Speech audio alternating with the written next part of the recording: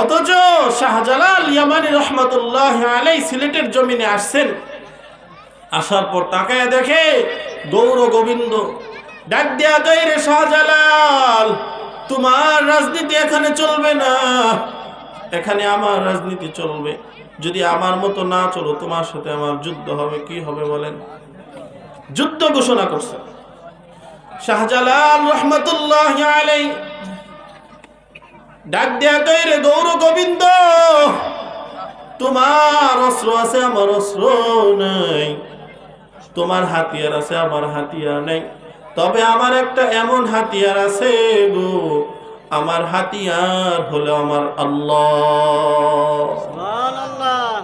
যুদ্ধের পয়গাম জারি হয়ে গেছে যে পরের দিন সকালে ফজরের পর তোমার সাথে আমার যুদ্ধ হবে। শাহজালাল রহমতুল্লাহ আলাইহি রাতের বেলায় তাহাজ্জুদের নামাজের মধ্যে দাঁড়ায় গেছে, ডাক দিয়া বলে, আল্লাহ, ওই গৌর গোবিন্দ দল বলের অভাব নাই, সৈন্যের অভাব নাই, অস্ত্র-শস্ত্রের অভাব নাই।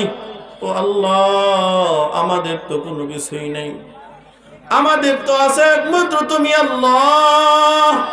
ও আল্লাহ, তুমি আমাদেরকে সাহায্য করো। আল্লাহর কাছে দোয়া করতে লাগলেন। ফজরের আজান হয়ে গেছে, ফজরের নামাজের পর যুদ্ধ শুরু হয়ে যাবে। এইবার হযরত শাহজালাল ইয়ামানি রহমাতুল্লাহ আলাইহি তার কাফেলার আলেমদেরকে ডাক দিয়া বলে, কেউ কে এমন আছো রে যে বান্দাটা জীবনে কখনো জামাত কাজা হয় নাই, যার জীবনে তাকবীরে ওয়ালা পর্যন্ত কখনো কাজা হয় নাই।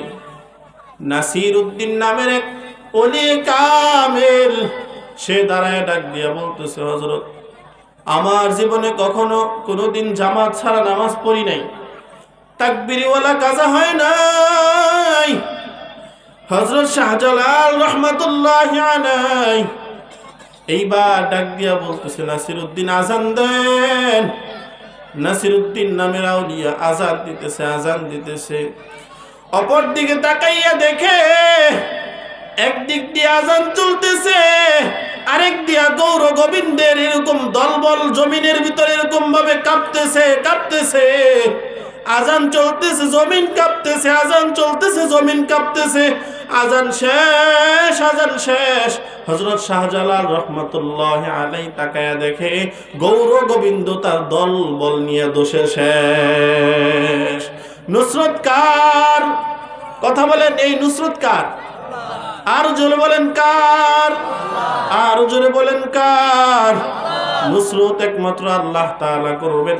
তবে শর্ত হলো হকের পথে থাকতে হবে। কিসের পথে? কোন পথে? হকের পথে থাকতে হবে। না বেহকের পথে থাকলে চলবে? নামাজ বাদ দিলে চলবে? অনেকে আছে নামাজের চিন্তায়, মানে জান্নাতে যাওয়ার চিন্তায় তার নামাজ পড়তে পারে থাকে না।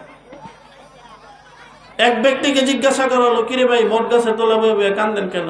হুজুর, জান্নাতে যাওয়ার চিন্তায়। নামাজ পড়ছেন? করে নামাজ পড়ি নাই। তো ওই মানুষটা জান্নাতের চিন্তা তার ভিতরে কতটুকু? এমন চিন্তা ধারা নিয়ে চললে হবে? কথা বলেন, নামাজ পড়তে হবে। আজান যখন হয়ে যায় ঘরের মধ্যে আর বসে থাকা যাবে না।